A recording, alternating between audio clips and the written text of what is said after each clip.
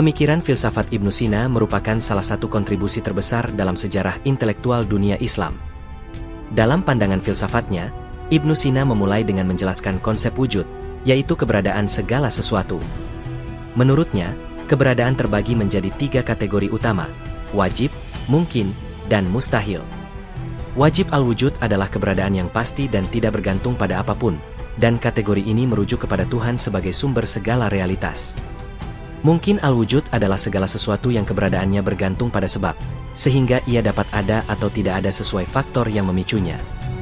Sementara itu, mustahil al-wujud adalah sesuatu yang tidak mungkin ada dalam kenyataan, seperti konsep-konsep kontradiktif. Melalui penjelasan ini, Ibnu Sina menempatkan Tuhan sebagai realitas paling fundamental, sedangkan makhluk berada pada tingkatan yang bergantung. Filsafatnya membantu menjelaskan hubungan antara Sang Pencipta dan alam semesta secara logis tanpa menyalahi prinsip ketuhanan. Dalam gagasan mengenai penciptaan alam, Ibnu Sina menggunakan konsep emanasi. Baginya, Tuhan tidak menciptakan alam dengan cara berubah atau melakukan tindakan fisik seperti manusia. Sebaliknya, dari Tuhan memancar akal pertama, dari akal pertama memancar akal kedua, dan seterusnya hingga membentuk langit dan dunia fisik. Rangkaian emanasi ini bukan bermakna bahwa Tuhan menjauh dari ciptaan, tetapi merupakan cara metaforis untuk menjelaskan proses penciptaan yang tetap menjaga kesempurnaan Tuhan. Penjelasan ini menunjukkan keahlian Ibnu Sina dalam menggabungkan konsep teologis Islam dengan filsafat Yunani tanpa menciptakan pertentangan. Teori Ibnu Sina tentang jiwa juga menjadi salah satu warisan penting. Menurutnya, jiwa manusia terdiri dari 3 tingkatan utama: jiwa nabati, jiwa hewani, dan jiwa insani. Jiwa nabati mengatur fungsi pertumbuhan dan nutrisi, seperti pada tumbuhan. Jiwa hewani bertanggung jawab atas pergerakan dan indera, sebagaimana pada hewan. Jiwa insani adalah tingkatan tertinggi yang khusus dimiliki manusia, yang memungkinkan manusia berpikir abstrak, memahami konsep, dan mencari kebenaran. Jiwa insani, menurut Ibnu Sina, bersifat abadi dan tidak binasa bersama tubuh fisik. Kematian hanya memisahkan tubuh dari jiwa, tetapi jiwa yang sempurna melalui ilmu dan akhlak akan tetap bertahan. Gagasan ini kemudian memengaruhi diskursus tentang kehidupan setelah mati dan hakikat manusia. Dalam proses memperoleh pengetahuan, Ibnu Sina memperkenalkan konsep akal aktif. Ia berpendapat bahwa manusia tidak langsung mengetahui sesuatu hanya dengan melihat atau menyentuh. Pengetahuan muncul melalui bantuan akal aktif, suatu prinsip universal yang memberikan manusia kemampuan memahami makna-makna abstrak. Akal aktif menjadi perantara antara dunia materi dan dunia intelektual. Melalui akal aktif inilah manusia dapat membedakan benar dan salah, serta memahami prinsip-prinsip yang tidak tampak. Pandangan ini menunjukkan bahwa Ibnu Sina memadukan pengalaman empiris dengan kemampuan rasional, sehingga filsafatnya menjadi sistem terpadu antara akal, jiwa, dan realitas metafisik.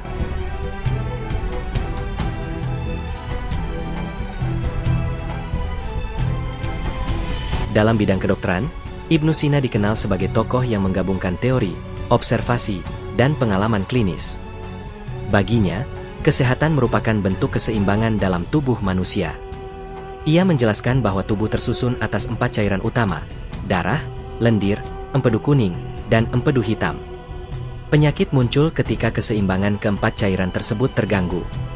Konsep ini, yang disebut teori humoral, memberi dasar bagi praktik pengobatan selama berabad-abad. Menurut Ibnu Sina, peran dokter bukan hanya menyembuhkan gejala, tetapi mengembalikan keselarasan tubuh agar mekanisme alami manusia dapat bekerja kembali dengan baik. Ibnu Sina menekankan pentingnya pencegahan penyakit jauh sebelum konsep kesehatan preventif menjadi bagian dari kedokteran modern. Ia menilai bahwa menjaga makan, tidur yang cukup, olahraga teratur, serta lingkungan yang bersih adalah langkah utama menjaga kesehatan. Selain itu, ia memahami bahwa kondisi emosional dapat memengaruhi kesehatan fisik. Ia menulis bahwa seseorang yang dipenuhi kesedihan atau kemarahan akan lebih mudah sakit. Pemahaman ini menunjukkan kedalaman observasi Ibnu Sina terhadap hubungan antara mental dan fisik, suatu pandangan yang kini menjadi dasar dalam psikosomatik. Dalam hal penggunaan obat, Ibnu Sina sangat berhati-hati. Ia menolak pemberian obat secara berlebihan dan menekankan pentingnya dosis yang tepat. Menurutnya, obat yang tepat dapat menyembuhkan, tetapi obat yang salah atau berlebihan dapat menjadi racun. Untuk memastikan efektivitas obat, ia mengembangkan metode pengujian yang sistematis melalui observasi langsung. Ia mencatat berbagai jenis obat beserta cara kerjanya dalam Al-Qanun fi Atib, salah satu kitab kedokteran paling berpengaruh dalam sejarah. Pendekatan ilmiah ini membuat kedokteran bergerak dari sekadar tradisi menuju disiplin berbasis bukti.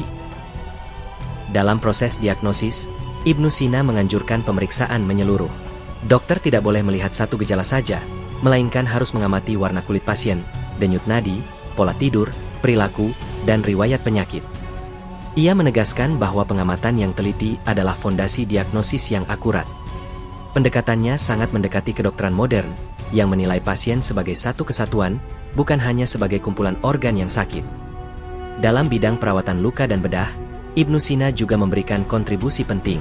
Ia menjelaskan metode membersihkan luka, pentingnya mencegah infeksi, dan teknik menjahit robekan kulit. Ia menguraikan cara menangani patah tulang, serta langkah-langkah melakukan operasi dasar. Meskipun hidup jauh sebelum penemuan mikroorganisme, Ibnu Sina sudah memahami pentingnya kebersihan alat dan lingkungan. Pengetahuan ini menunjukkan bahwa ia memiliki intuisi ilmiah yang kuat dan didukung pengalaman praktik yang luas. Selain kedokteran fisik, Ibnu Sina dikenal dengan pendekatan psikologis dalam pengobatan. Ia menganggap bahwa gangguan mental dapat dijelaskan secara ilmiah dan dapat diobati melalui terapi. Ia menolak anggapan bahwa gangguan mental selalu berkaitan dengan kesurupan atau gangguan supranatural. Dalam beberapa kasus, ia menggunakan musik, percakapan, dan pendekatan emosional untuk memulihkan pasien. Salah satu kisah terkenal menggambarkan keberhasilannya menyembuhkan seorang pangeran dengan gangguan psikis setelah menganalisis pola pikirnya secara mendalam. Hal ini menjadikan Ibnu Sina sebagai pelopor dalam ilmu kejiwaan dan terapi mental.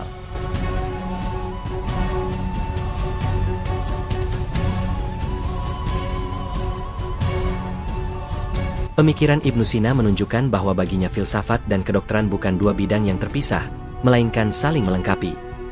Filsafat menjelaskan prinsip-prinsip dasar keberadaan manusia, sementara kedokteran menjelaskan bagaimana tubuh dan jiwa bekerja dalam kehidupan sehari-hari.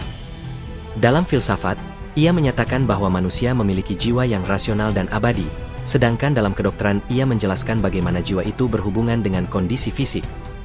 Dengan demikian, kedokteran bagi Ibnu Sina bukan hanya ilmu tubuh, melainkan ilmu manusia secara keseluruhan. Keseimbangan dalam tubuh, yang menjadi dasar kedokterannya, selaras dengan pandangannya bahwa manusia adalah makhluk yang terdiri dari tubuh dan jiwa. Jika jiwa terganggu, tubuh akan terpengaruh. Jika tubuh sakit, jiwa akan lemah. Prinsip ini menjadikan pendekatan Ibnu Sina sangat holistik, jauh melampaui zamannya. Dalam filsafat, ia menekankan pentingnya akal sebagai kekuatan utama manusia. Dalam kedokteran, ia menekankan pentingnya penilaian rasional dan observasi. Kedua bidang itu dipersatukan oleh keyakinannya bahwa kebenaran hanya dapat dicapai melalui akal yang jernih dan pengalaman yang mendalam. Pemikiran Ibnu Sina berpengaruh selama hampir 1000 tahun di Eropa dan dunia Islam. Filsafatnya mendorong perkembangan metafisika skolastik, sementara kedokterannya menjadi rujukan utama di universitas-universitas Eropa hingga abad ke-17. Pengaruh ini membuktikan bahwa ilmu yang ia bangun bukan sekadar teori, melainkan sistem pengetahuan yang mampu melintasi zaman. Ia memberikan model bagaimana seorang ilmuwan dapat berpikir ilmiah tanpa melepaskan nilai spiritual. Bagi Ibnu Sina, ilmu pengetahuan adalah jalan menuju pemahaman lebih dalam tentang hakikat manusia dan Tuhan.